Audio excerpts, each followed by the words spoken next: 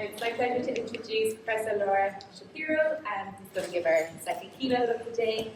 Laura is based in Aston, and she's going to have a very exciting talk on reading, development, and some exciting work from Africa. Thank you so much. Thanks so much for having me. I'm really, really pleased to be here with you all, and just really excited by all the work you've presented so far, and definitely very close to my heart, because it seems that everyone here has a very key focus on applied research and trying to make our messages from our basic research really applicable to life outside. And that's exactly what I'm trying to do within the domain of education. So I'm a developmental psychologist, and I work on, my specialisms in longitudinal research, and I'm using reading as like a real key example of why we really need longitudinal research to understand these processes. Because although we think of learning to read, like many of us probably can't even remember trying to learn to read, we think of it as something that you do when you're age 5, 6, maybe, and then it's done, and then once you can read, it's just automatic. But actually, I'm going to try and convince you that it's a very, very long process, and it's a lifelong process. And what happens here in the early stages makes a huge difference to what happens later on. So reading obviously starts with spoken language. So spoken language experiences you have as a child, as a young child, will set you up in good stead for going to school, and then in school you're learning to connect the printed forms, the orthography, to the spoken forms of words, learning to connect these. And then later in primary school, I think you call it first stage, second stage. Later in first stage of schooling, you're learning to read to learn. So the idea is that you're developing independence in reading, reading in order to educate yourself, and also reading for enjoyment. And it then becomes a lifelong habit, hopefully. And even if it doesn't become a lifelong habit in terms of reading for enjoyment, it's an essential skill that we're doing all the time, whether we like it or not. So the talk, I'm going to split it into 6 main sections. I'm going to talk you through what's called the simple view of reading, which is like the starting point that every initial teacher trainer in England will be drilled on. I'm going to talk about why I think that simple view isn't sufficient and why we need a long view of reading. And I'm going to then give you a brief intro to longitudinal causal modelling. I realise I've seen lots of, I've seen a few structural Bayesian models in the posters, and I know some of you are already doing the causal modelling, so I'll just keep that quite brief, just to make sure that everyone understands where I'm coming from conceptually. And then I'll present the key messages that I think come from what I'm calling the long view of reading, and then implications for practice. And then, because Klaus asked me to, I'm going to end with a global view. So we've been doing parallel. We've got a lot of work going on in England, but parallel to this, I've been working with African academics in Kenya and Zambia. And initially, I naively thought that the messages that we're finding from my research in England would be neatly applied to in a global context, but actually it's very different. And so from working together with academics who actually live in the communities and working with researchers from those communities, we understand that the priorities are quite different. So I'm going to have a final slide where I sort of illustrate some of the contrasts with the work that we're doing in Kenya and Zambia. Okay, so starting with the simple view of reading. So this view is very, very familiar to all teachers in England. It's probably familiar as well to teachers who are trained in Ireland as well. So my understanding is that there is also a focus on phonics in Ireland. It might not be quite so enforced as it is in England. So in England, where phonics is essentially enforced by having this phonics screening check that all children go through at age 6 to 7.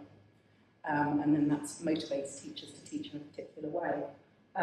But the simple view of reading, basically, it states that, so the ultimate aim, obviously, of reading is fluent comprehension of written text. That's what we're all aiming for. In order to get there, we need listening comprehension skills and we need to be able to decode text into sounds. So, and it's portrayed, it's just a conceptual model. It's portrayed as two components that are with a multiplicative components, because you can't do with one and not the other. So these are both essential components. You can't have good listening comprehension and expect to be able to have good reading comprehension. You can't have just good decoding and expect to be able to achieve this on their own.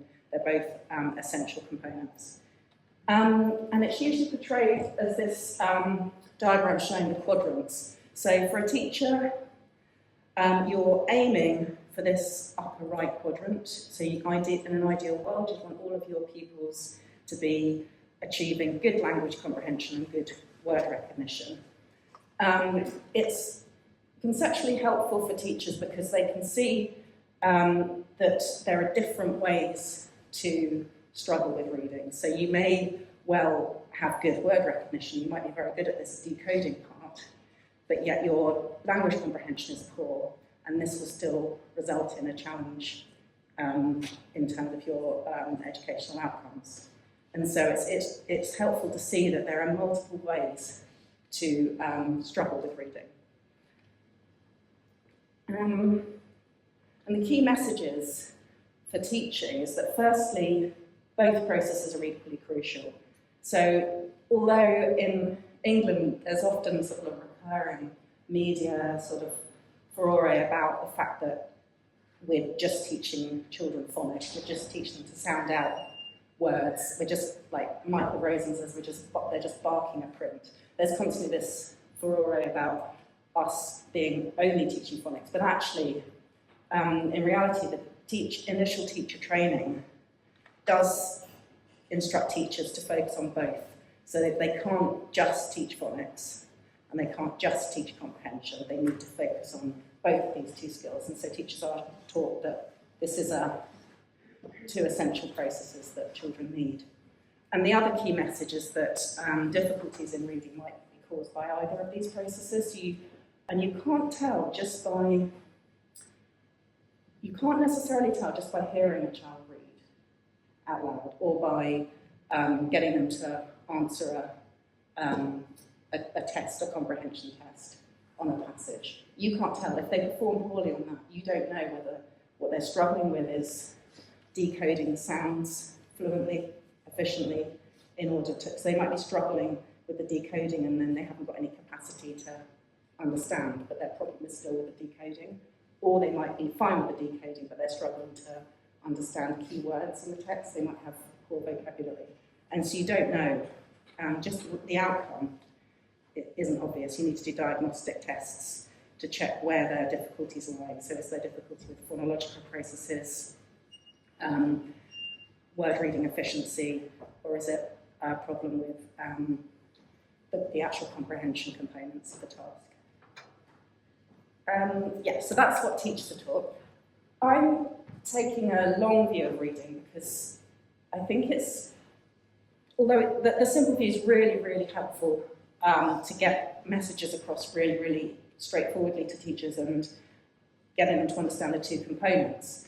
I do think we need more than that because, and I do think teachers need to be aware of the complexity of this process and in particular how long the process takes, because otherwise you can end up with a situation where teachers in later primary school might think that the job of teaching the mechanics of reading has already been done, if they're not aware of the long-term processes that are going on. So first of all, even a skill that's seems very straightforward, like the decoding of letters into sounds, draws on many underlying processes. So phonological awareness, phonological memory, vocabulary impacts on a child's ability to decode a word and pronounce it correctly. And these underlying processes can feed into the two components of the simple view. Also, the different components of reading influence each other as they develop. So as you get better at reading, in parallel, you get better at phonological awareness, and they have a reciprocal relationship. And the other really important message is that there isn't a clear end point. So we've, I'll show you later, but just as a spoiler, we find that even quite basic skills such as your ability to efficiently read an individual word or a whole list of unconnected words, even that is you're getting faster and faster, significantly faster as you go into secondary school. So there's not a clear end point. Even the most basic skills related to reading are continuing to grow. So this leads to our research. So back in 2011, I started my first big longitudinal study, and we worked with 16 primary schools in England, and we took children at school entry and we measured lots of reading-related tasks, and we were interested in the underlying skills that predict reading development. And we started off looking at decoding in particular, so looking at the underlying skills predicting decoding. We managed to get another grant from the Nuffield Foundation to continue working with them as they transition to secondary school, and we're currently applying for funding to continue into post-16 establishments, because so these children in 2023, they did their GCSEs in England, so we're putting an application into the National Pupil Database to try and access their GCSE scores, and then a funding proposal to continue following up those children for longer to look at the influence of reading on their long-term outcomes. So our analysis approach, again, some of you will be familiar with this type of approach, but basically this was the first paper that came out of that longitudinal project, and we were looking at the very early stages of reading and trying to pin down what it is, what are the key predictors of early decoding ability.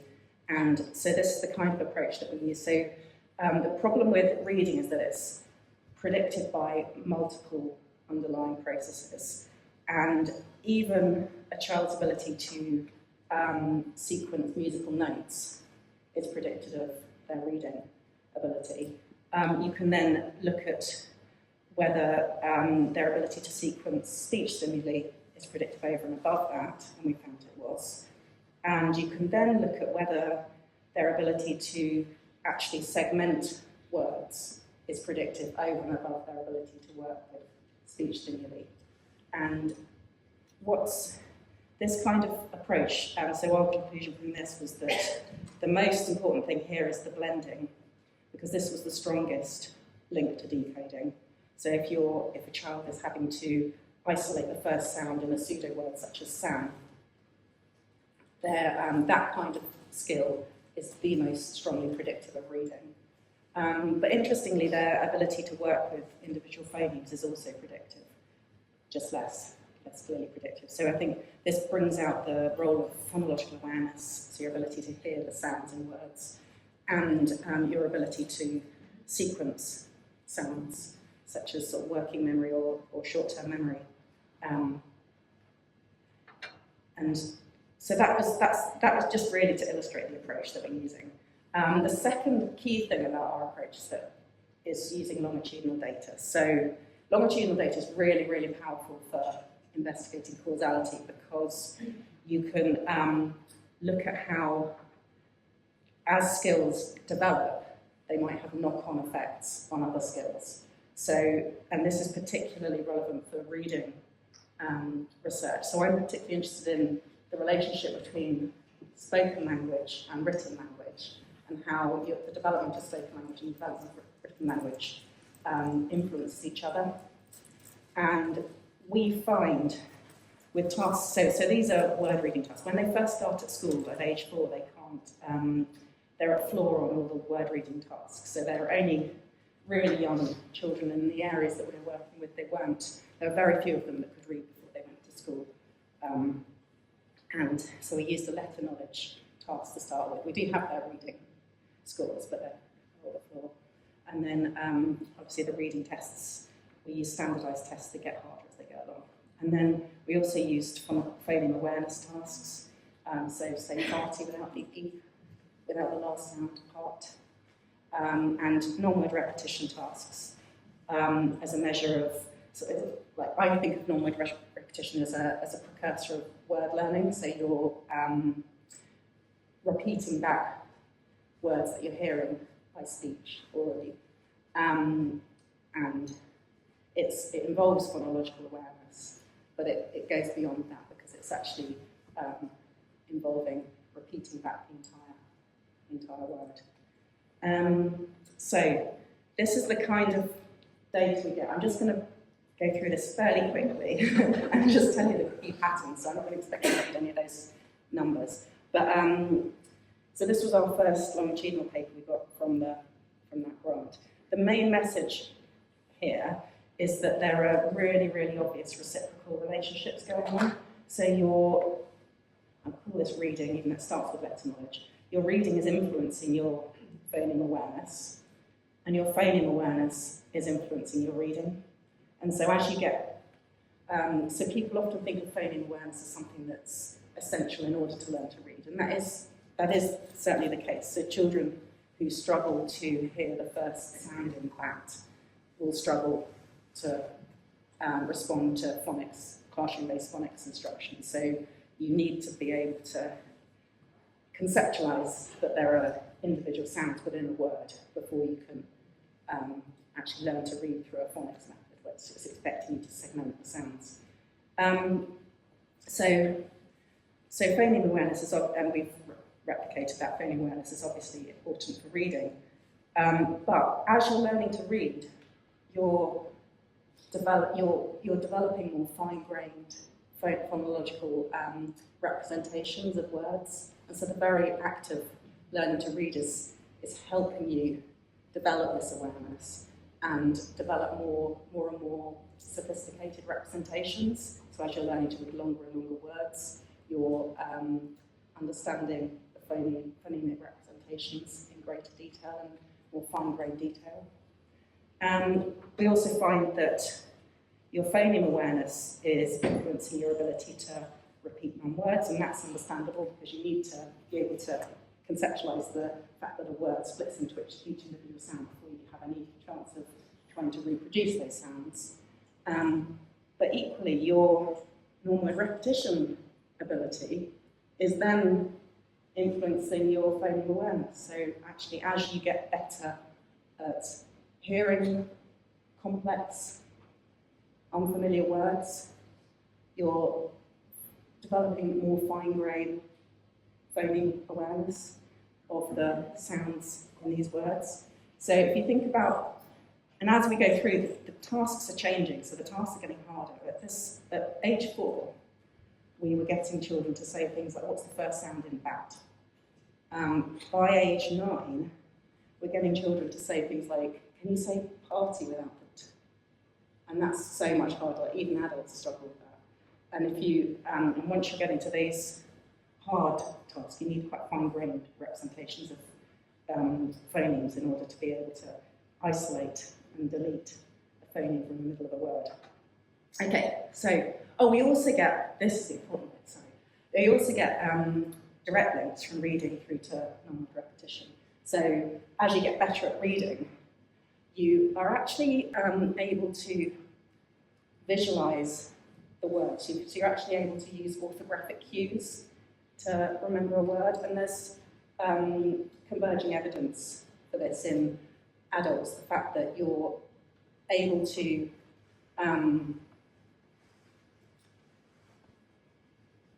word learning is better if you see a word written down. If you're a good reader, you don't even have to have the word written down. So as you get better at reading, you're able to visualise that word more easily, and then that will help you learn it. So why do we care? So that all sounded really, really gnarly. So why do I care about non-word repetition? It's really pointless. It's almost like you can imagine the newspaper articles like academic teaches children to repeat back nonsense words pointlessly, waste their time. But actually, non-word repetition is a really, really useful task because it's every word's a non-word until we assign meaning to it. And so getting children to repeat separate or voltularity is sort of an artificial way of gauging how quickly they are able to learn a new word from a spoken language context. And actually, children are doing this all the time in classrooms. So my colleague Jessie Ricketts in Royal Holloway has done a lot of work showing how teaching vocabulary is most effective when you have the word written on the board. But in a realistic classroom environment, you cannot write every single word on the board. And you're going to end up talking around the subject. And you can imagine sitting in a science classroom, the teacher's trying to tell you the difference between reflection and refraction. And the better you are at reading, the better you're able to distinguish between those two similar sounding words and then hang meaning onto those different orthographic representations. And so actually, this is a precursor to vocabulary learning, and this is what got me interested in looking at the influence of reading on your vocabulary learning. And that's how we've progressed with the longitudinal study. And the next data that we have, I haven't shown you the actual gnarly structural equation models for this slide, but it is published. Basically, the main message is that as you get better at reading, children report reading more in their spare time. So your reading is influencing. So if it's less effortful to read, it's more enticing, you're more likely to pick up a book. There's less of a barrier involved. And then that picking up a book, the more you read, is enhancing your vocabulary. So we find that better reading predicts more books, which predicts vocabulary learning. But interestingly, we also find that better reading directly predicts vocabulary. So this is a structural equation modelling where we examine the so structural equation modelling. We've been using a model testing approach. So you have two theories. One theory is that the relationship between reading and vocabulary is mediated by the amount they're reading, and that's the main theory in the literature. So Kate Nation is a proponent of this theory. So it's the idea that it's all about exposure. So the more you read, the more vocabulary you're exposed to, and therefore your vocabulary grows. And that's this right here. So, but we found that even when you factor in that route, this link here is still significant. So it's suggesting that there's something about your reading ability which is helping to learn from text over and above the quantity of exposure you're getting. And it's tying in with the, so there could be two reasons for it. One it could be that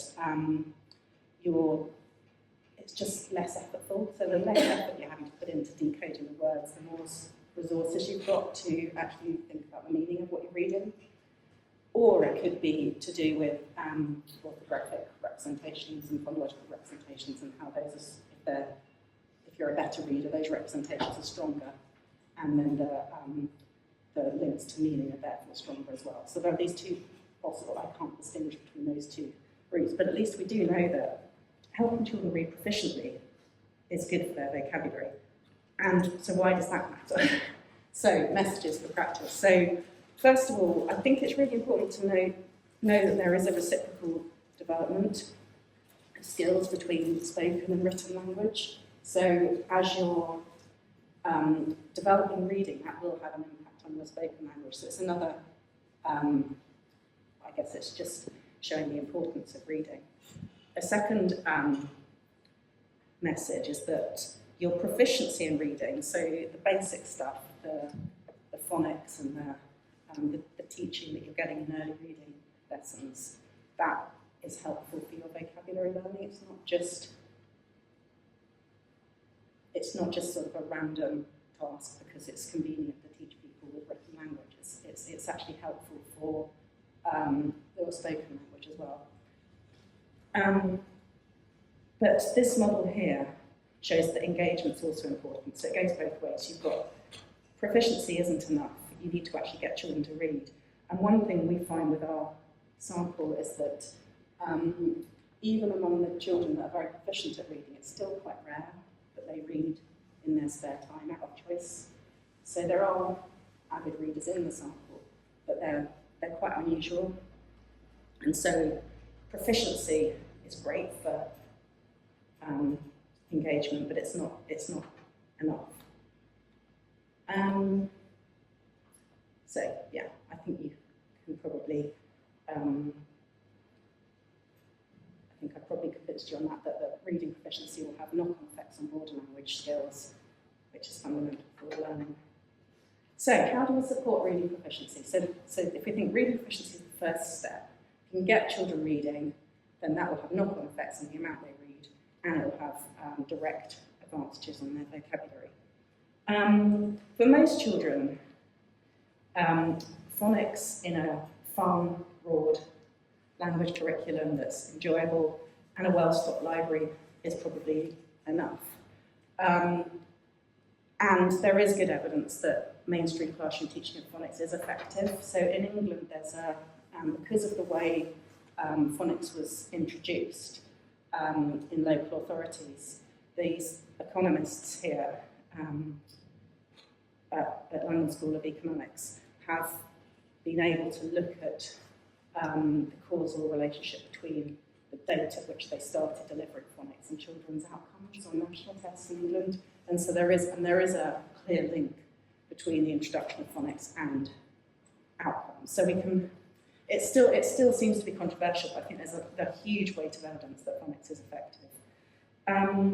But when I talk to teachers in England, they are sick of hearing about phonics, to be honest. They don't want to talk.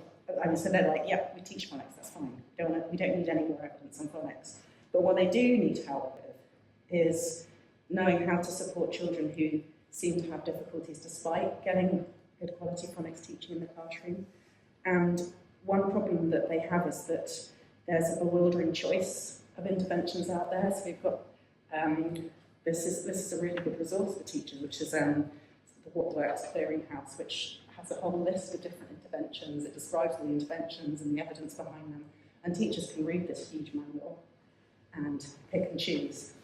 But how do they make an informed choice? And when I talk to teachers, usually they pick the one that they can afford, rather than necessarily making any other judgment. So what we wanted to do was trying to think, are there any simple principles we can show teachers that will help them make informed choices about how to support children who are struggling with phonics?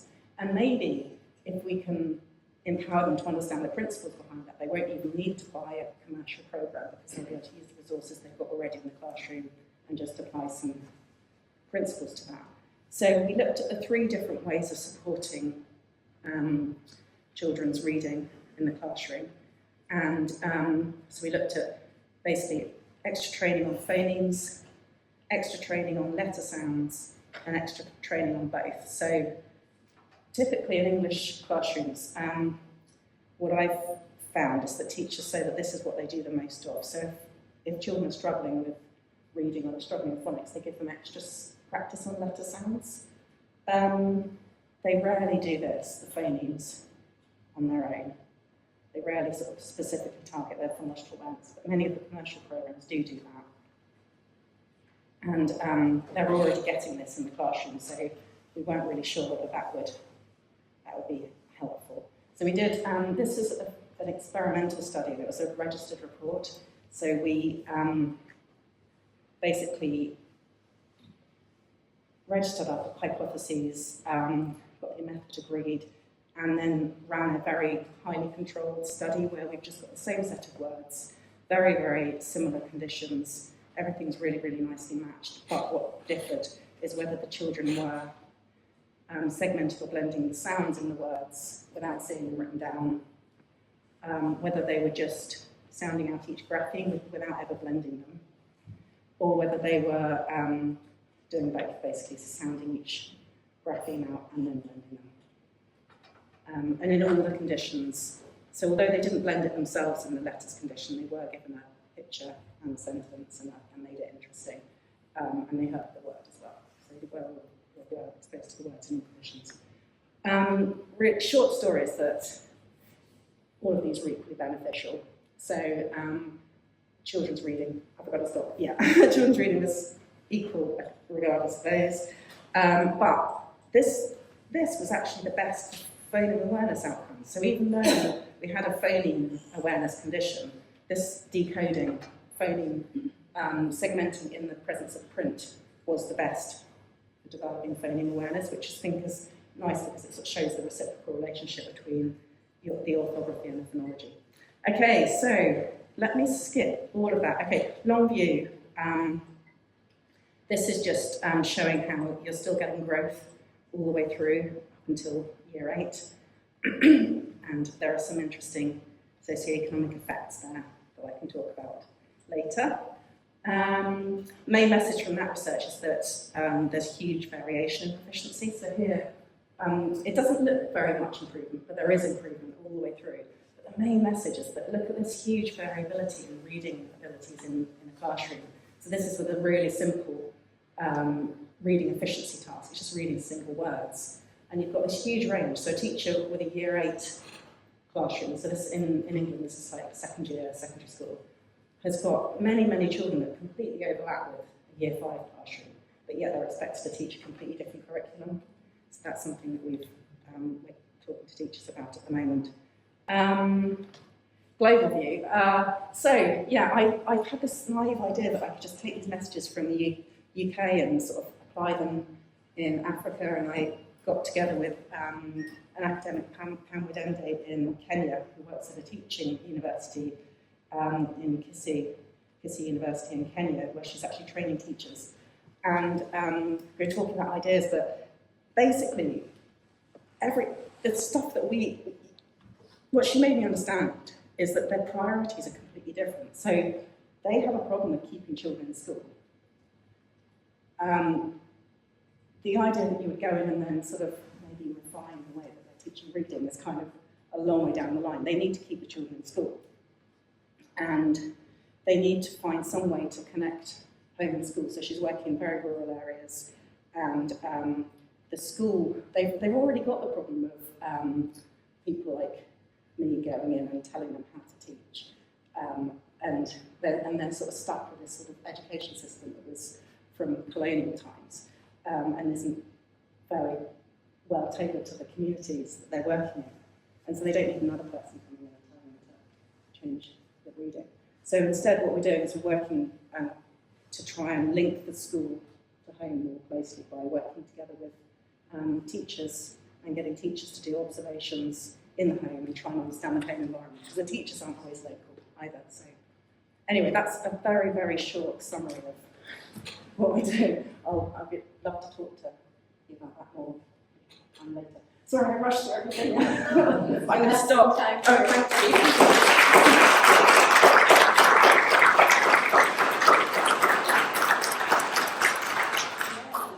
Right outside, we're 7 minutes of questions about clothes. Okay. Yeah, thank you, Laura, for that really interesting talk. I'm sure it's of relevance and interest to a lot of people here working in developmental and educational psychology. So, any questions for me? It's a very obvious question and kind of a parent's question. As a parent of 3 avid readers who got phones, hands free reading, phones come back, thankfully. Do you see an effect of when kids get phones and that filtering through to reading? It might be that happens anyway, even without phones, but it does coincide with the time when they get phones. So we find reading, the amount that they report reading outside school drops off in early secondary, and it does coincide with phones, but it also coincides with lots of other changes in their lives and the importance of social life. And phones are obviously addictive, and so that is going to be a competitor to reading. But I think it's not the only reason they're not reading. Short answer. Yeah.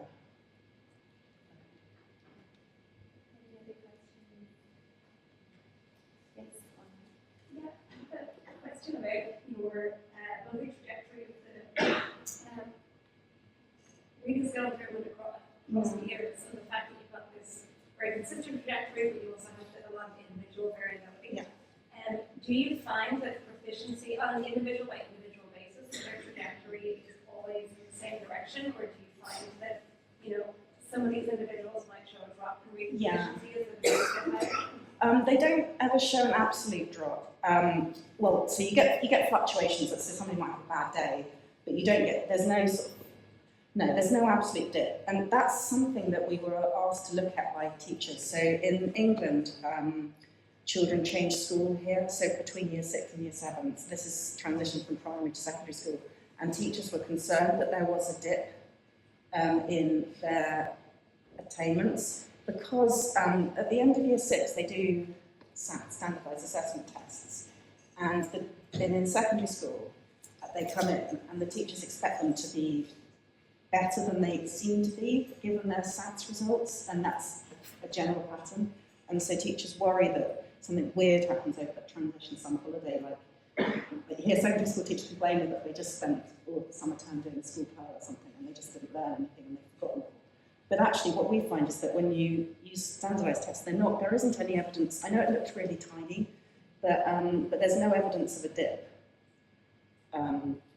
during that transition. What does happen is that they're going from a really different environment. So in primary school we have one teacher, and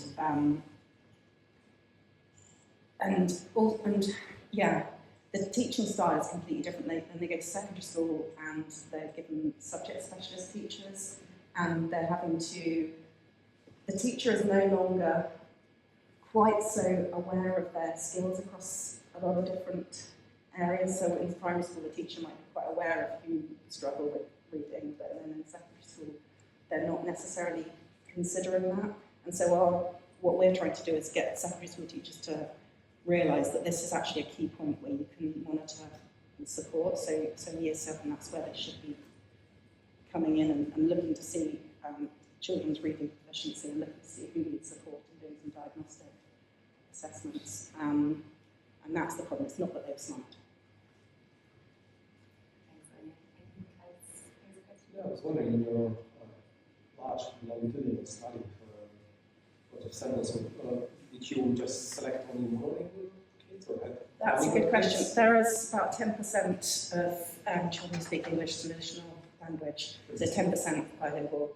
How did it affect your relationship? It doesn't affect the relationship. So we have checked the models with and without these children, and it's the same pattern.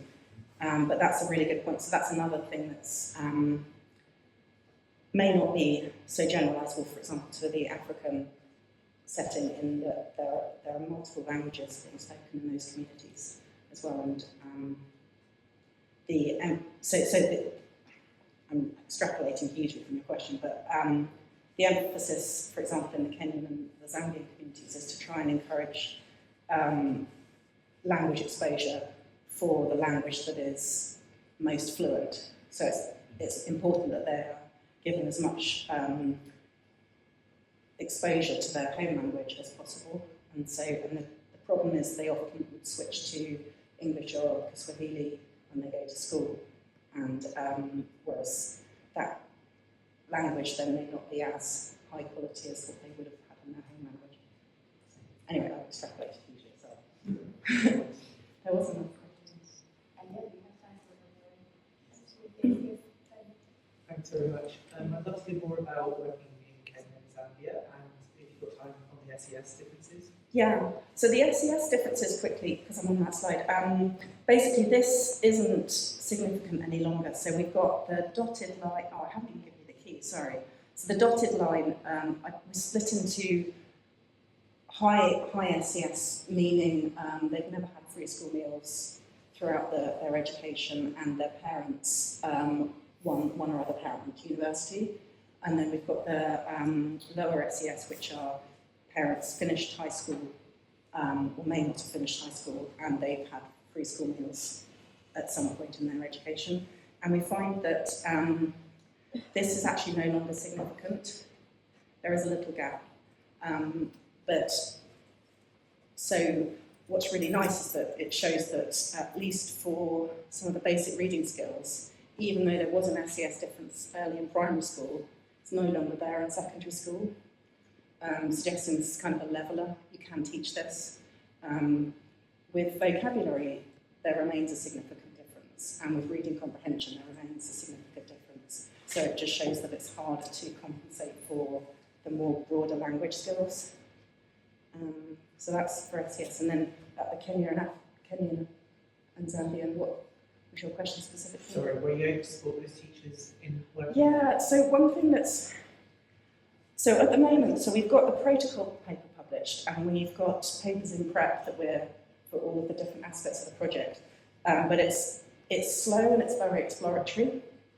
But there are some things that we have been able to change through working together with the teachers and our sort of local academics.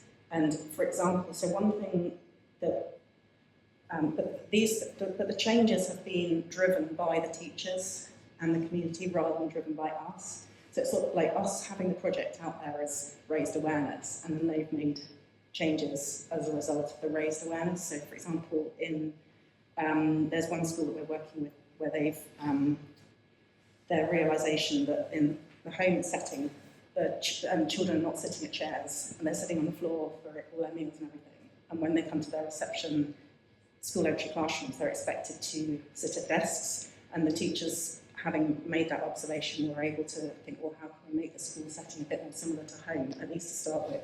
And they scrapped all of the chairs and tables, and they got them all learning to write on the floor. And they said, we haven't got good evidence of the effectiveness of that, because it's quite a small sample, but qualitatively, that does seem to be effective. So what they do is they make sure the children can write, and then once they can write, then they teach them to sit at desks. So they don't try and do both things at the same time. And those sorts of things come from the teachers trying to connect more closely to the homes and make their own observations about what might be more effective in their classrooms. So thank you, Laura, again.